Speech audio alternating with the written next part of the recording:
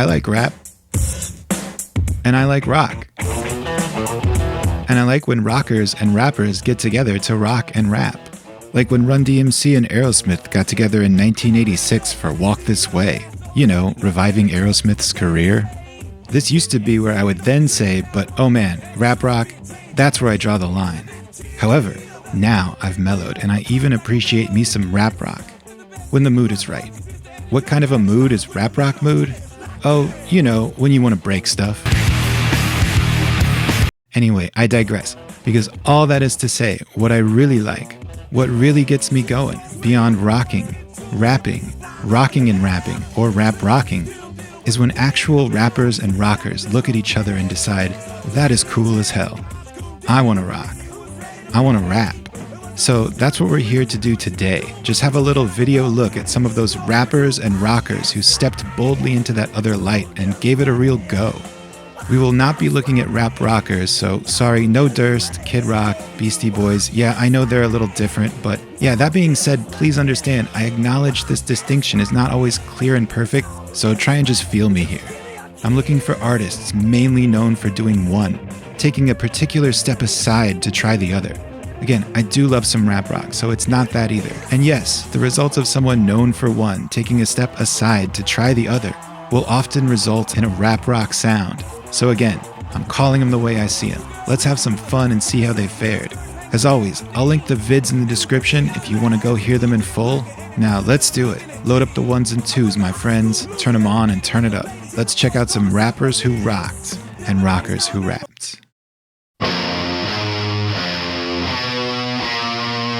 There goes the neighborhood! Is that Black Sabbath? Oh, no. Let's just do it up right from the start.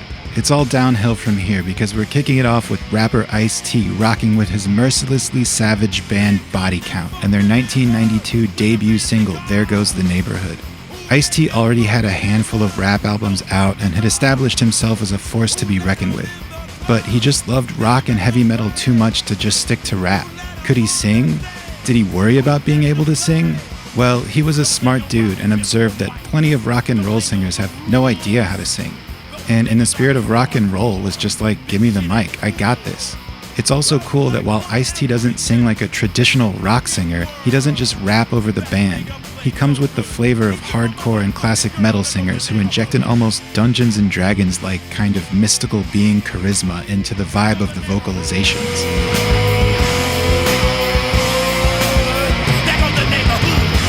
Bellowing beckonings and righteous damnings are all about.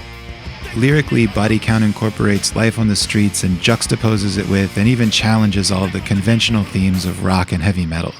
This Skynet is very self-aware and very smart. They may be most known for the controversial Cop Killer, but they have so much more to say. The other big reason Body Count totally works is because they all started as high school buds who just wanted to rock together. Members have changed over the years, but the core of Ice-T and co-founder lead guitarist Ernie C., who has an Iommi-esque knack for riffs of doom, has remained constant and kicked out more than half a dozen albums together, all of which are worth a cruise. Fun fact, Ernie C. also produced Black Sabbath's 1995 album Forbidden. Anyway, Body Count, doing it right. They make no apologies and all the jams. Today in Los Angeles, Methods of Mayhem are preparing to shoot their first video for Get Naked. And to everyone's great surprise, everyone in the video is naked. Here's the thing. This is a two-way street, but the trend of the results differs dramatically depending on which way you're going. Here we have rocker Tommy Lee going rap with his 1999 project Methods of Mayhem and the debut single Get Naked. He quit Motley Crue and decided to go solo and leave all the rocking behind him, and damn it, a rule has already been broken. Who let Fred Durst in here? Alright, stop the video. This got way out of hand way too quickly.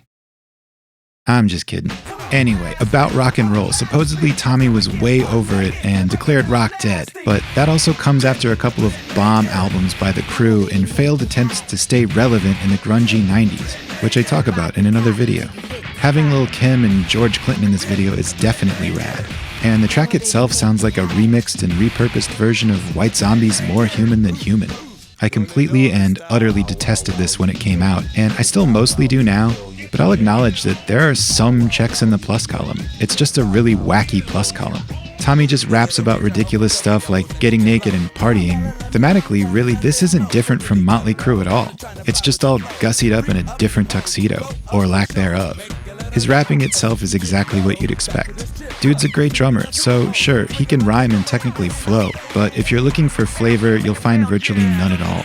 This album is one of the albums of all time, as they say. It most certainly definitely happened. I could see sneaking Get Naked on at a stupid party or something. It's not completely without its use in the world, but I would say those uses are few and far between, and I can't in good conscience urge you to go cruise it. But I mean, if you're doing whippets on a dirty couch in some shack in the woods with a clawfoot bathtub full of moonshine, then sure, crank it up.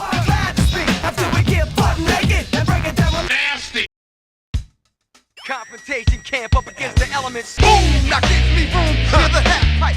Okay, in the year 2000, Chuck D and Professor Griff from rap icons Public Enemy and a singer-guitarist named Kyle Jason put together a band of musicians plus DJ Lord on turntables called Confrontation Camp and released an album called Objects in the Mirror Are Closer Than They Appear. This is the single, Against the Elements. It didn't really catch a wave. I remember it coming out, but by then we were all biscuit-brained and waving our arms going, stop, stop, stop, no more. But in hindsight, this album suffered unfairly as a result.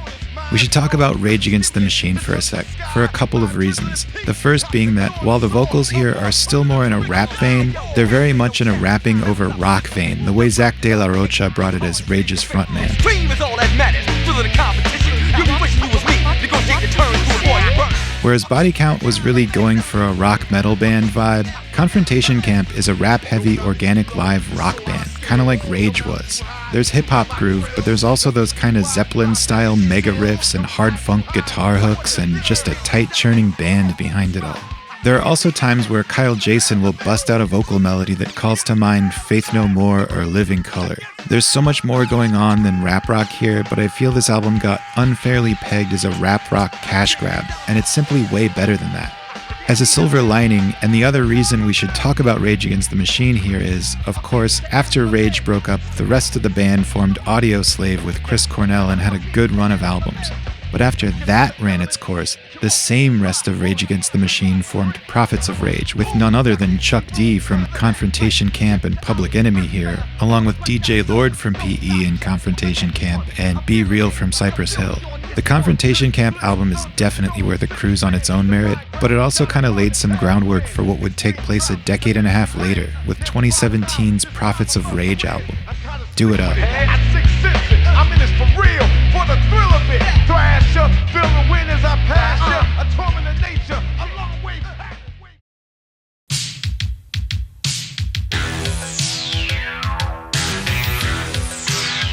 Dee Dee Ramone from the Ramones. Leather jacket wearing punk icons. Rapping here is Dee Dee King on his 1987 single, Funky Man. Now, you might think I'm gonna bust on Dee Dee, and there are blind spots to his vision here that obviously cannot be ignored, but I think Dee Dee had the same kind of genuine admiration for rap that Ice-T has for rock.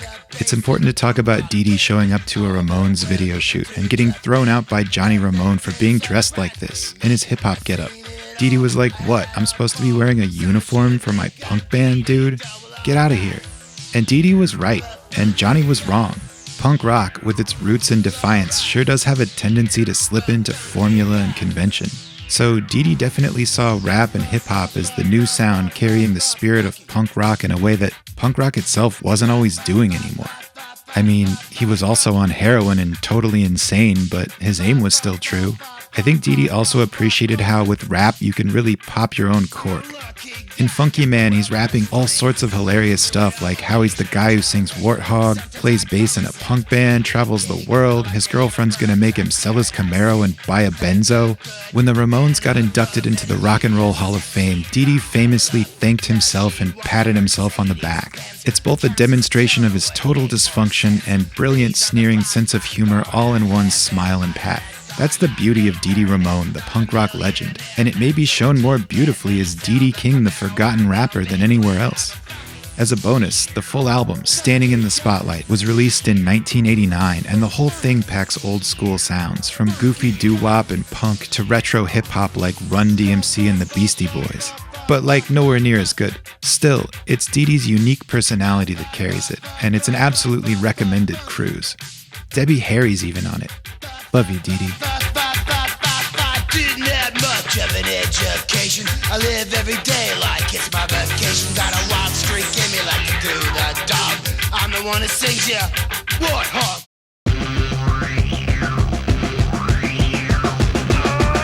Stop!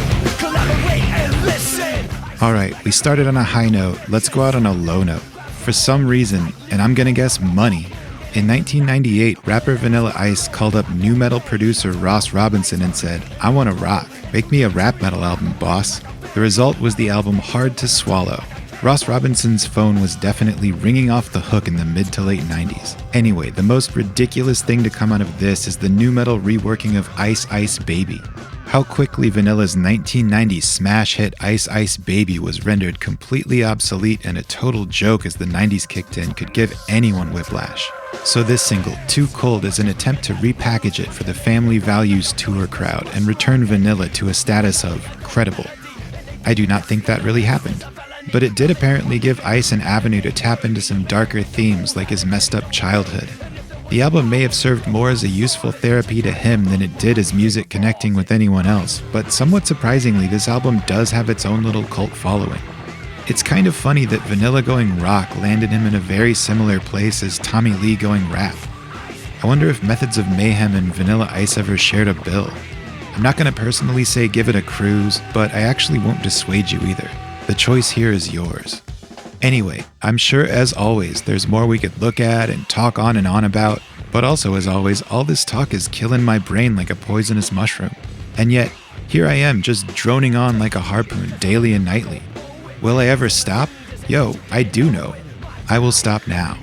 So until the next dope melody, my friends, stay cool, but not too cold. And if there was a problem, you know that I would solve it. Check out the hook while our DJ revolves it. Ice, ice.